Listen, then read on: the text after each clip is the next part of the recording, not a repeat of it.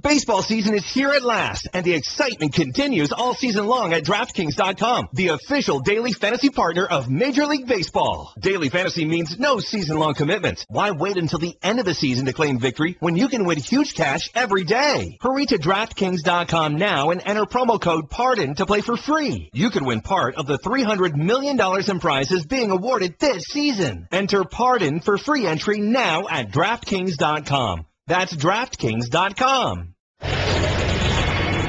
Pardon the interruption, but I'm Jason Whitlock. Hey, Tony, the world's oldest person passed away at age 117. How long do you think you'll live? I'm Tony Kornheiser. I don't know. I'm just glad I still look this hot at 43. Well, I thought you were 44. No, 43. Okay, you caught me. I'm shaving 1 year off, not 23, just one, because I want to still make that connection with the kids. Almost a millennial. I want to show how hip I am. Or is it hip this year? I'm not sure. I want to be a hipster. Welcome to PTI, boys and girls. In today's episode, Steph Curry abuses Chris Paul. A jockey takes a nasty fall. And with Wilbon taking the day off, I am joined by our great friend from the undefeated, Jason Whitlock. I like the fact that you cheered yourself. That's very good. And we begin today with Tiger Woods. Yesterday it was reported that Tiger played a practice round at Augusta, but was still undecided about playing in the Masters next week. Today we learned that Tiger would like to play, but has requested as a former champion and member of Augusta National that he be in the first group out on Thursday and Friday mornings. So he won't be on TV because he believes that being on TV has contributed to his bad putting and chipping recently. Jason, honestly, should Augusta National grant this request? Yeah, I really think they should, Tony, because it's important to have Tiger out there for the casual fan. I think it's the right and fair thing to do for Tiger. A lot of times when he's out there playing, he's under more media scrutiny than any player ever faces. The kind of harassment and the constant following of the media and fans harassing him. Give this guy give this guy some peace so he can compete in the morning. This is not unusual. It is very unusual. No. You want to allow him to get preferential treatment because he can't chip and putt anymore? Listen, if you're not very good, they already give you preferential treatment. They put the guys that are more televisable in the afternoon in the first place. He's the most televisable guy. Look, Lee Westwood can't putt. Sergio Garcia can't putt. Should somebody be able to putt for them on Thursday and Friday? Phil Mickelson can't win the U.S. Open. Should they set it up so he gets the course he wants? Tony, let me explain this. And you just made my point. These courses have been Tiger-proof for years. He's played at a disadvantage for years. Yes, they've grown trees in certain areas. They've made this course tougher for Tiger Woods. He's always played at a trees. He's always played at a disadvantage because he's a four-time champion. Because he's so talented and does so much. Okay. They've tried to slow down his rise and chase for this championship by Tiger-proofing courses. This is no real advantage. He'll be playing the same 18 holes as everyone else. I would go along. You know what? I'll go along with this because it's Tiger Woods and he's so important. I'll go along with it on Thursday and Friday. But I'm not going along with this on the weekend. I mean, if he makes the cut, if he's in contention, I'm not letting him go out early in the morning. He's got to play other people head-to-head. Let me tell you who won't be complaining about this. The other golfers, they know what Tiger means to their bottom line. They know it's good to have him out there. See, you want to tell the people, or should I? No, you tell. The people are so dopey. April Fool! He made that whole thing up, although the Tiger's agent will ask for this exact thing. And I believe everything I said. Let's move on with the show. Tony, our colleague, Brian Windhorst, made news yesterday on our colleague Bill Simmons' podcast. Wendy, one of the best-dressed men on this network, reported that LeBron James scrapped David Blatt's Princeton offense months ago and basically calls all the plays for the Cavs. Blatt, the NBA's Coach of the Month in March, simply mimics LeBron's calls from the sideline.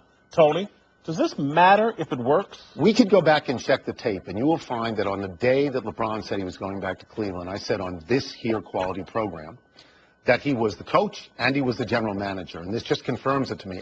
Look, I don't know how David Blatt can live with this. That's for him to decide. I could live with it fine, but he may not be able to. But I think that you ride this out for the rest of the year, and if you win a championship in your first year coaching in the NBA, you're the happiest guy in the world.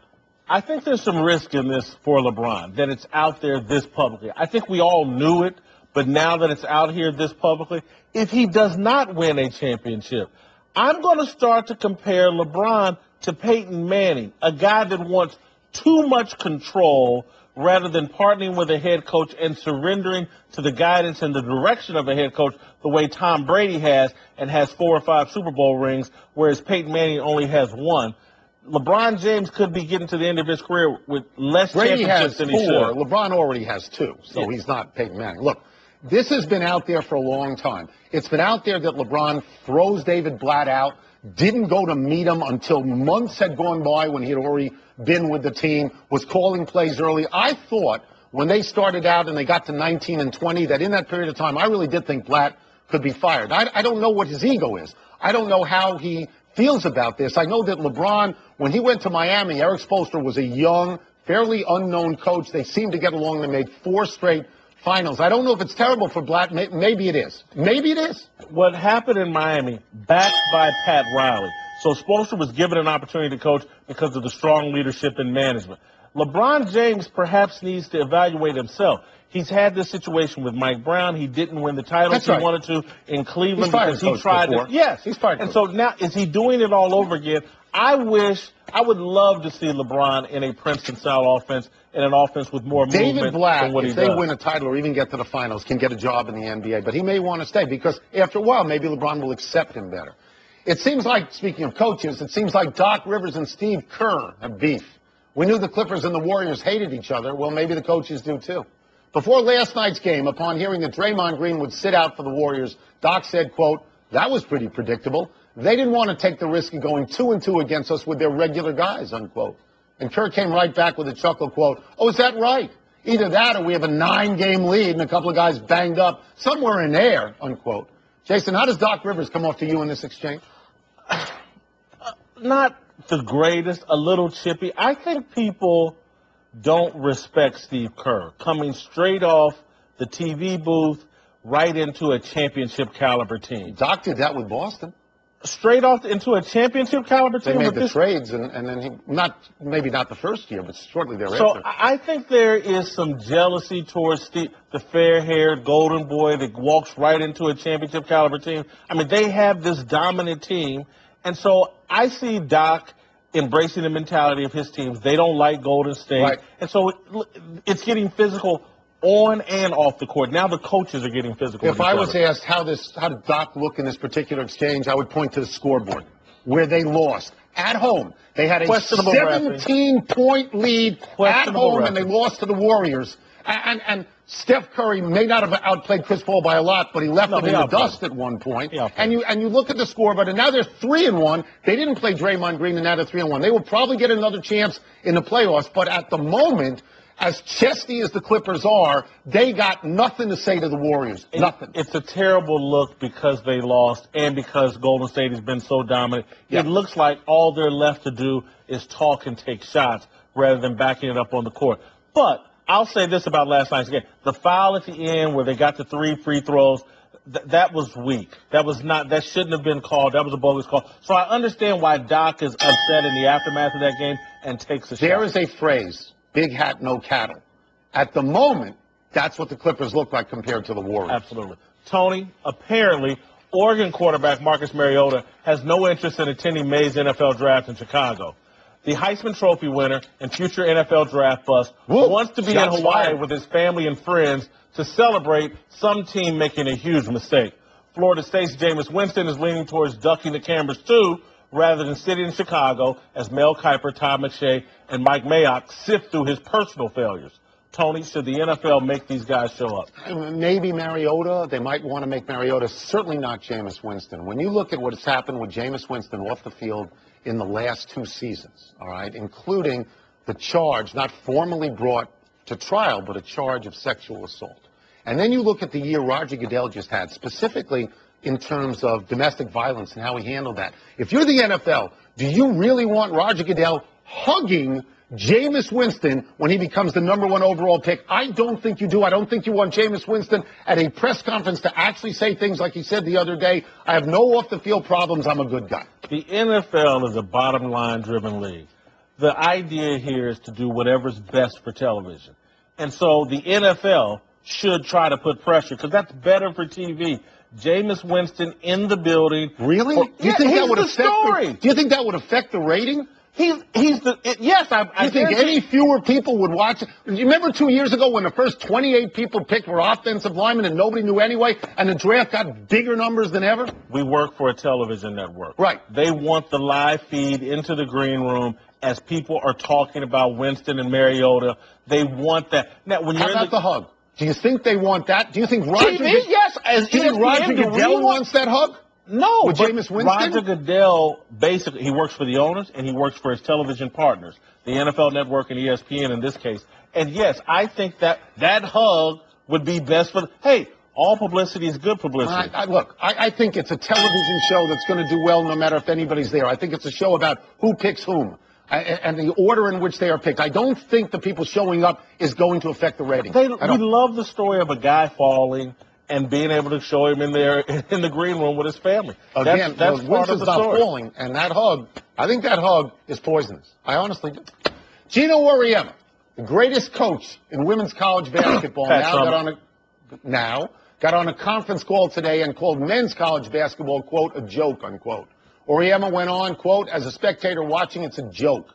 Nobody can score, and they'll tell you that it's because of the great defense, great scouting, a lot of teamwork. Nonsense. College men's basketball is so far behind the times, it is unbelievable, unquote. Jason, are you with Auriemma on this? I'm going to take the high road, Tony, and take no shots at women's college basketball. Gino, leave that for me, please. Yeah, I will. Gino is 100% right.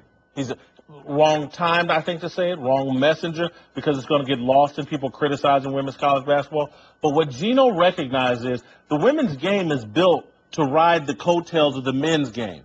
And the men's game is not healthy, regardless of what these ratings say. The game isn't healthy. It's a big gambling bracket. People are watching in record numbers because more gambling is going on. You got the president every year filling out a gambling bracket on national TV. That's what's driving the ratings, not the play. Okay, I think the play is fine. I think what they will do is go to a 30-second clock. They're experimenting with it last night in the semifinals of the NIT. I think they will quickly go to a 30-second clock. By the way, the Elite Eight games, and I know scoring is down, and I know that's a problem, but the Elite Eight games, all of which were great, both Duke and Kentucky won in the 60s, which is low scoring. And I'm not saying Auriemma is wrong, but what I am saying is that when I watch men's basketball, regardless of most of the scores, if the game is taught, there's an electricity to it because of the athleticism involved that doesn't allow me to break away from it. I've got to watch it. What Gino's talking about is the lack of continuity within programs. It leads to poor play. One thing that makes Wisconsin fascinating, they've been together. Bo Ryan's had a chance to coach and mold this team. But overall, that's not a problem with college basketball. That's a problem with the NBA. No, because they're all leaving early. I agree, but that's college. NBA has made it a problem for college basketball, and Gino wants it fixed because he knows good basketball, wherever it's played, is good for the women's game. I joined you on the high road. Yes. I joined you. Good for you. It's not like me. Let's take a break, but coming up, what's the word for what Steph Curry did to Chris Paul last night? And how should the Lions feel about their star linebacker going airborne?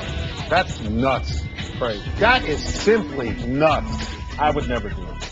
Baseball season is here at last, and the excitement continues all season long at DraftKings.com, the official daily fantasy partner of Major League Baseball. Daily fantasy means no season-long commitments. Why wait until the end of the season to claim victory when you can win huge cash every day? Hurry to DraftKings.com now and enter promo code PARDON to play for free. You could win part of the $300 million in prizes being awarded this season. Enter PARDON for free entry now at DraftKings.com. That's DraftKings.com.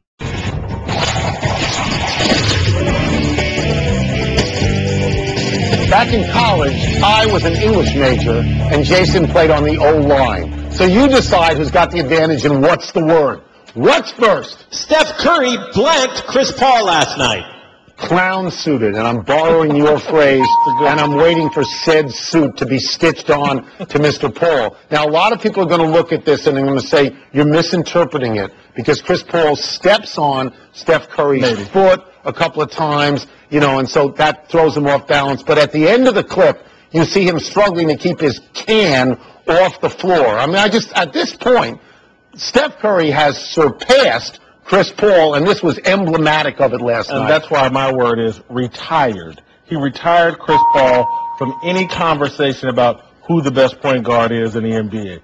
It is Steph Curry. At this point, he's going to be the MVP. He made the guy, they're like a twister. He looked like he was playing twister rather than basketball. He embarrassed Chris Paul. And what Golden State has done this year in terms of running away with the Western Conference, embarrassing for Chris Paul and the Clippers. They were supposed to be a legitimate challenger in the West, and I don't think they are. From three in the last 5 or 6 games? 64%.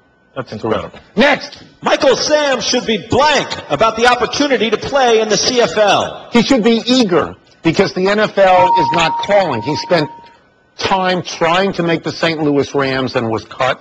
He languished for most of the season on the practice squad with the Dallas Cowboys. He's had time to hook up with the team. They haven't wanted him. He's on Dancing with the Stars. That's where his career is right now. So now he's at least going to get a chance to play professional football. He's going to be able to build up a resume tape so that the NFL might come calling down the road. I think he has to be eager about this. This is a good chance for him. I want to be careful because I really like Michael Sam and wish him the best. But he should be concerned. Because you know what? In Canada, it's not like playing in Denver where the air is thinner. He's still going to run a 5.140 unless they let him run downhill. So when he goes to play in Canada, he'll still be slow. He still won't be able to get to the quarterback at the professional level the way he was in the SEC. So I think he should be concerned that this is the end of his career. Next! Drew Miller is blank for wanting to play tomorrow night. He's predictable. Of course he wants to go out there and play tomorrow night. He took a skate to the face the other night. He needed 50 or 60 stitches. He wanted to go back. At that time, he thought he had lost his eye. When he reached up and found his eye was still there, he wanted to go back into the game in the third period, but the doctors and his wife said, hold on a second, why don't you sit this one out? He wants to go back as quick as possible. Having a day and a half off or 2 days off is going to feel like a forced vacation, and he's going to think that his teammates think he's soft. It's totally predictable he wants to get back out there for the Red Wings. Omar Little-ish, Tony. Ooh, the wire. You come at Drew Miller, you best not miss. Yeah. He will be back on the ice playing. He is all man. This is typical of hockey. This is typical of what we do as sports writers. We turn these guys into heroes for doing crazy things, and perhaps he should be smart and not Omar Little-ish because Omar got killed by Kennard at the end. Have you ever gone through an entire show without a reference to the wire? No, I haven't. It's in my contract. Okay. Next! Last one, Lions linebacker DeAndre Levy is blank. Speaking of crazy, this man is certifiable. He's up there walking the wing on a plane that's actually in the air like the great Waldo Pepper. Now, I saw this a few times and I didn't believe it. And I'm not sure I believe it even now. But everybody else at PTI believes it, and apparently the Lions believe it. He's attached by a small cord as if that is a big deal. He's absolutely out of his mind to do this. Out of his mind. He is perfectly NFL. Because you know what? It's more dangerous playing on Sundays than what he was doing on that airplane. Have you ever done this? I have never done it. Would you like to? No, I would not. Right, because I'm not perfectly crazy. NFL. I'm perfectly KFC. So I would not want to do this because it is crazy. But you got to be crazy to play in the NFL. This guy apparently does this all the time. He swam with sharks. He slid down an active volcano, but it's in the air, Jason. It's in the air. He's walking on the wings. Listen, and that's what it takes, that delusion to play in the NFL. That's it. Jason's collection of words was a wit clock. I like that. Let's take one last break, but still to come. How concerned should the Detroit Tigers be about what's going on with Justin Verlander? And is this horse racing clip really something people should be laughing at? Spoiler alert on Omar. What if they're just catching up on the wire? He said he's dead. Tough phrase. Of course, he was in that other series afterwards, the Atlantic City series. Boardwalk. Happy time, people. Happy 50th birthday, Mark Jackson. Jackson just saw his former teammate at St. John's, Chris Mullen, get the head coaching job there. And he's watching his former NBA team, the Warriors, have the best season in their history under new coach Steve Kerr. Jason, I wonder if Jackson has mixed feelings about the Warriors' success this year? Mama, there go that man's team all the way to the NBA title. So you're saying yes, he probably has mixed feelings? That's what I'm thinking, too. Happy anniversary, Sid Finch. On this day 30 years ago, Sports Illustrated came out with a cover story by noted author George Plimpton detailing the baseball career of phenom pitcher and Zen master Sid Finch. Finch, an unknown Mets prospect, was reported to have a 168-mile-an-hour fastball. The story was great. The only problem with it was totally made up for the April Fool's issue. You know, I wrote a story on Twitter about me playing quarterback in Michigan that an ESPN sports anchor actually believed. And that was totally made up. It totally made up. You would never have gone to Michigan, I know that. Happy trails to Lewis Ferguson. The 18-year-old jockey, riding in only his 5th professional race, didn't quite hang on to his mount in the steeplechase race in England. The horse goes over the hedge. Mr. Ferguson goes into it, then flips over it, and continues to flip in the grass like a newspaper being blown down the street. Jason, have you ever ridden in a steeplechase race? No, but I have jumped on a pommel horse in an 8th grade gym class, and it looked about like that. Mr. Ferguson is fine, unhurt, which we're happy to report. Just one error, and of course it is Jason's. Doc Rivers made his comments about Steve Kerr before last night's game, not after, which I said in the lead, thank you so much for paying attention. I listened to you? I would hope so. Let's go to the big finish. A-Rod batting .324 with 3 homers this spring. Are you feeling good about his upcoming season? Absolutely not buying it. Justin Really? Verlander won't pitch on Thursday or Friday, and his first regular season start is now in jeopardy. Cause for concern. Yes, because it's his arm, because in 2009 to 2012, he led the league in innings pitched 3 years. He's got big pitch counts. Yes, there's jeopardy there, yes. TMZ reports that Muhammad Ali is backing Manny Pacquiao over Floyd Mayweather. Are you surprised? I'm a little bit surprised Floyd Mayweather should be hurt. He's trying to imitate Muhammad Ali, and clearly he's failing. Alex Ovechkin is the first NHL player to 50 goals this season. 10 cleared Steven Stamkos. Your thoughts? He's done it 6 times now. The list is Dion, Gretzky, Lemieux, Lafleur, and Bossy. They're all in the Hall of Fame. He's a great offensive player. Last one, the Kings are signing 7'5", 260-pound Sim Bular to a 10-day contract. You excited to see him play? Shaq's Capital One name, by the way. Is that right? Yes. We're out of time. We'll try and do better the next time. I'm Tony Kornheiser. And I'm Jason Whitlock. Thanks for watching. And check out theundefeated.com. Boom! How was that? Orphy Dimitri, shout out! ESPN Radio. With the action on the court, the diamond, or the gridiron, Comes alive. the NBA. The San Antonio Spurs are the world champions. Major League Baseball. San Francisco Giants are the champions of the baseball world. The new college football playoff. College football playoff national champion, the Ohio State Buckeyes. Your home for the best in sports play-by-play. ESPN Radio.